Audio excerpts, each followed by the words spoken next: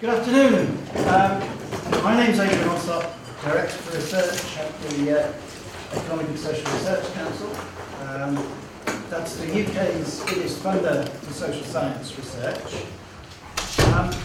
We're working increasingly in partnership these days, both across disciplinary boundaries here in the UK, but also internationally with our analogue organisations like NSF and JFK and so forth.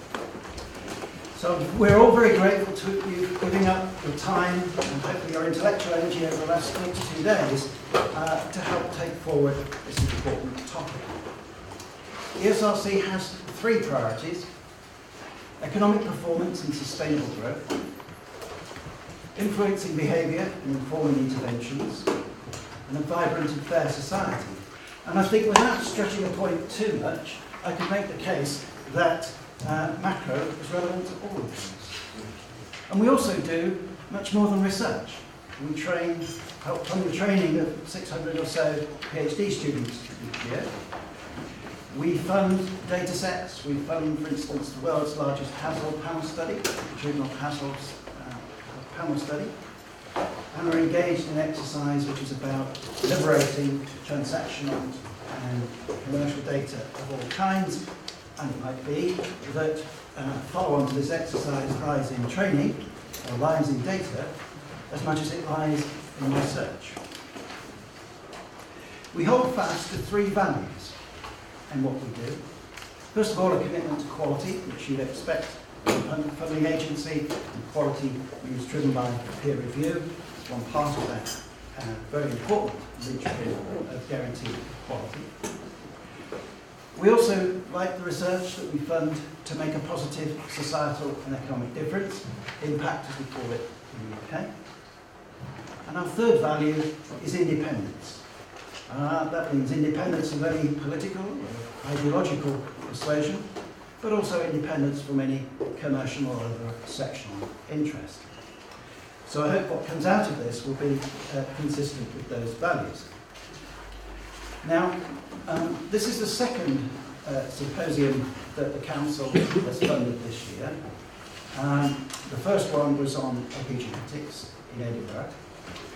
And Council adopted the idea of a symposium so that we could highlight deep, difficult intellectual challenges that cross national agendas. And epigenetics fits into that. And I think you could well argue that macro fits into that as well. A bit of history as to why this deep and difficult issue is particular for us. Back in 2007-8, remember for other reasons, I'll get to in a moment, the ESRC with the Royal Economic Society did an international benchmarking of the state of UK economics. And that suggested to us there were two particular areas where we ought to give attention. One being behavioural economics, and the other being macroeconomics. We've been careful not to rush into knee-jerk reactions to that, and we've rolled out a number of things over time. We began with some macro-prudential fellowships with our friends in the Treasury. We've enhanced the learning pathways of our research students. And we've just made a new investment on a sustainable growth. So the question now for us is, with this symposium, where next? Where next? The other, of course, dimension to 2007-8 is, of course, the financial crisis that engulfed the world and has subsequently become a crisis of all sorts of dimensions that people are rioting on the streets about in parts of Europe almost as we speak. One part of what happened of the crisis was Her Majesty the Queen went on a visit to LSE, as some of you will know. Now, I've got to be a bit careful here because of constitutional constraints on what you can say when you quote the Queen. If you promise not to tell the yeoman of the Tower, Professor Gariciano of LSE quotes Her Majesty as saying, "How come nobody could foresee it?" Now, of course, there is an argument in response to that it wasn't about foreseeing, if you take the kind of module on exogenous events and so on. There's another argument that says, as the British Academy did in its event after that, was that there was no one thing, it was the collective failure of imagination by a lot of brilliant people, all responding to the incentives that they had.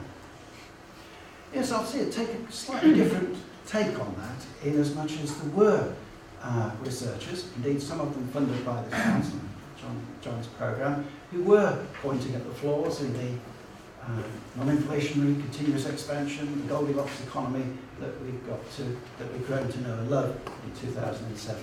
So the question might have been, why was only one area of voice and not a full range of voices taken account of by policymakers? Be that as it may, where we go from here, the ESRC has no prize. The answer might be that it's important to enhance the coverage of financial sectors and models of the financial sector, along with the dominant view that was widespread in the run-up to 2007. It could be that we need to reach out to other areas of social science. Do psychologists or sociologists have insights to offer? I'm thinking of social network theory, for instance. Still more elegantly, should we reach out to gain insights from and work with our colleagues in engineering, and perhaps the modelling of complexity in engineering science, or indeed the modelling of contagion of infectious disease in our medical science colleagues? I don't know. ESRC has no prize. We'll be listening to these events, to the discussions over the next 2 days, and maybe you can help us inform that. We take no view that the answer is necessarily research. It could be that we need still further to enhance our postgraduate training, and there was a seminar, I think, at Bank of England earlier this year which had some of those issues. Or it could be that we're about a data agenda. We need to develop and enhance the data rather than to macro. But I would like to just underline the importance of this to our funding agencies, our colleagues in NSF, in SHIRK, in Canada, in the bond group as we call it in Europe, that's ANR for France, DFG for Germany, NWO for the Netherlands, and ourselves. And it's a perception that everyone in this room recognises that macro is an important subset, but only a subset of the economics profession and what it does. But there's a real sense, if macro isn't vibrant and alive and taking forward excellence with impact, as we would say in the UK, then that casts a cloud over economics as a whole. And if economics as a whole is under a cloud, the whole of the social sciences is under a cloud. So you can see that we have an interest as funding agencies in trying to make sure that working together we can offer opportunities to make sure that macro is vibrant and takes forward some of the issues that have been on the table in recent years. We might, between us, an ESRC investment in research centres worth about $8 million. We could probably be able to augment that with resources perhaps from our sister research councils in the UK. We work as Research Councils UK as a partnership, so it's quite easy to get money in from those sources if we need it. Or it might be that we're best to make this an international pot of money, an international opportunity where the proven opportunities we use through peer review can help do that on an international scale. We see social science as a global endeavour, and it might well be that a partnership internationally is the way to go. Again, we have no prize.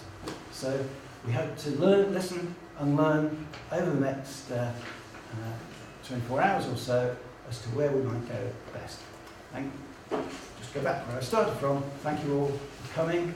Thank you especially for those of you who've come a long way. And thank you, I know that your diaries are very crowded for making room in what I'm sure will be an interesting 24 hours.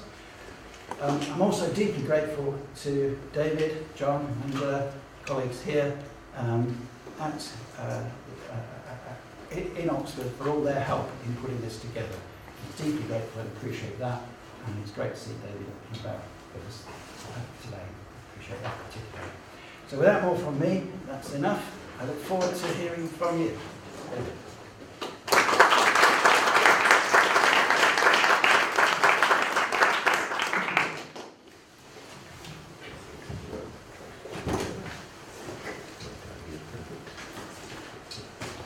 Welcome.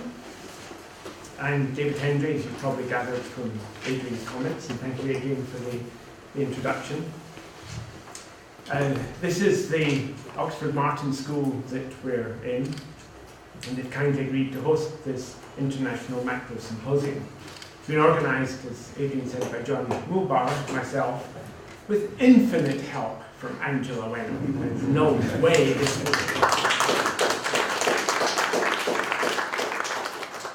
For someone who's employed 2.5 days a week to get emails on a day she's not working at midnight tells you the kind of effort she's had to put in, and herding cats is an understatement. Symposium, well, I did point out to Adrian when he said he was going to call it a symposium that if you look linguistically at what the word means, it means a drunken intellectual brawl. Now, intellectual brawl may be drunken, I hope not. I hope everyone's going to stay remarkably sober. Well, Adrian has explained the background and purpose of this meeting, and we look forward to a lot of interesting interchanges, and very delighted you've all been able to come. I think it's really important for the future of macroeconomics research in the UK that we help the ESRC guide their plans. Now, my remarks are primarily about logistics, as we have a fairly tight timetable, as you will have noticed. Do not be beguiled by the long, leisurely introduction this morning with coffee and chatting to your friends, and then we have a short session and lunch.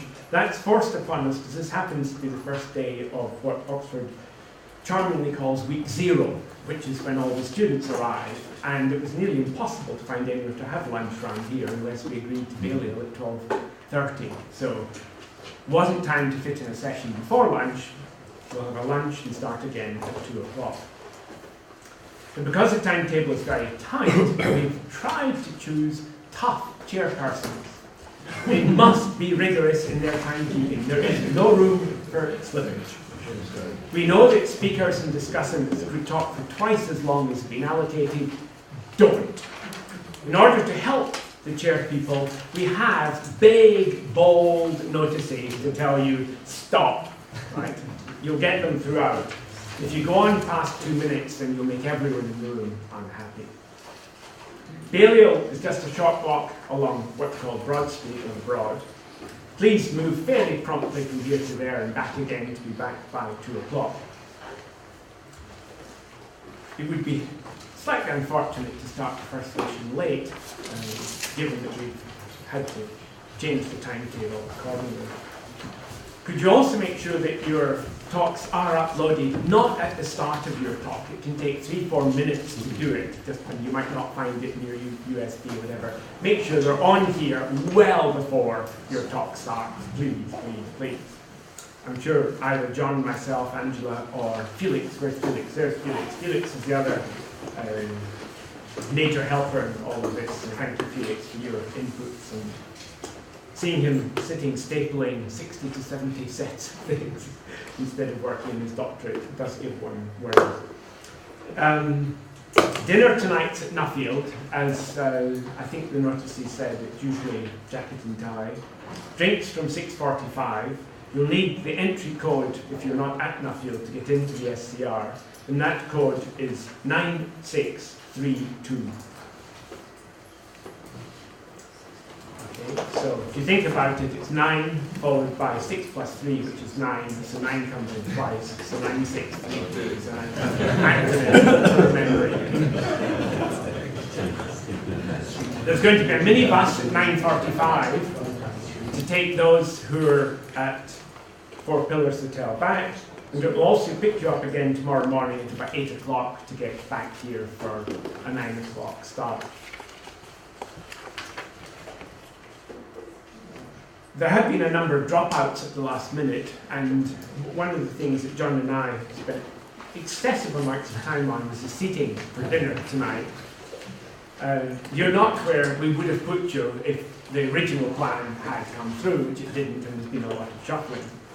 To quote the royal family once more, I think legitimately this time, there's a famous saying that they have that those who matter don't mind, and those who mind don't matter.